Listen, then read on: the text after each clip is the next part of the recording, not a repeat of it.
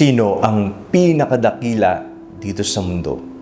Ako po si Father Fiel Pareha at ito po ang ating segment, ang Daily Devotion, na kung saan tayo po ay magdarasal, magbabasa at magninilay kasama ng salita ng Diyos sa buong taon. Manalangin tayo. Sa ngalan ng Ama, ng Anak at ng Espiritu Santo. Amen.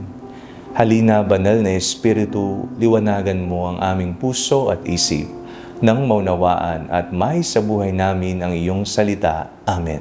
Our Bible passage for today is from the Gospel of St. Matthew chapter 5, verses 17 to 20, and I read it for you. Do not think that I have come to abolish the law or the prophets. I have come not to abolish but to fulfill. For truly I tell you, until heaven and earth pass away, not one letter, not one stroke of a letter will pass from the law until all is accomplished. Therefore, whoever breaks one of the least of these commandments and teaches others to do the same will be called least in the kingdom of heaven. But whoever does them and teaches them will be called great in the kingdom of heaven. For I tell you, unless your righteousness exceeds that of the scribes and Pharisees, you will never enter the kingdom of heaven. Sa tingin po ninyo, sino po ang pinakadakila sa mundo? Sila ba ang mga sikat na artista? Ang mga gold medalist nga ba ang pinakadakila?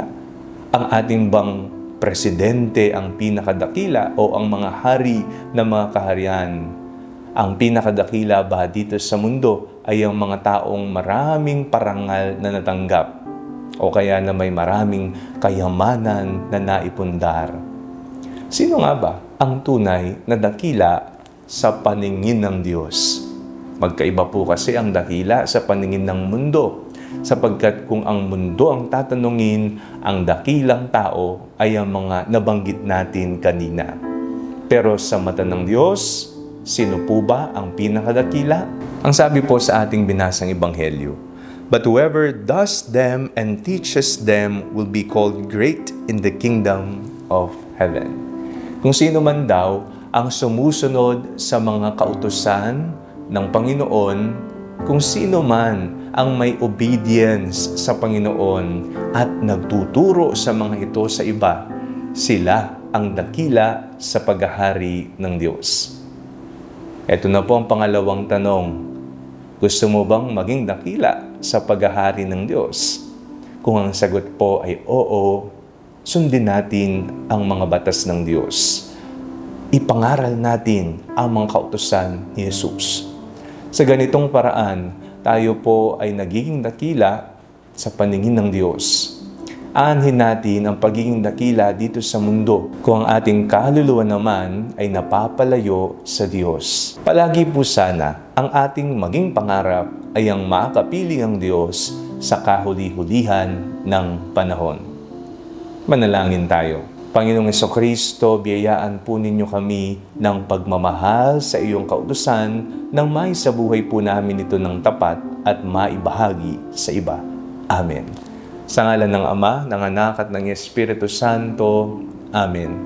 Huwag po ninyong kalimutang i-like ang video ito, mag-comment po kayo and share it with your family and friends.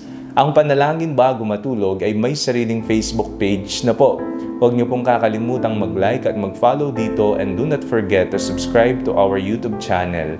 I-click niyo lamang po ang link na nasa description ng video ito o kaya naman po just search Father Fiel Pareha. At kung nais nyo naman pong maging updated sa ating pagpapahayag, you can join our broadcast channel dito po sa ating Facebook page. God bless you all.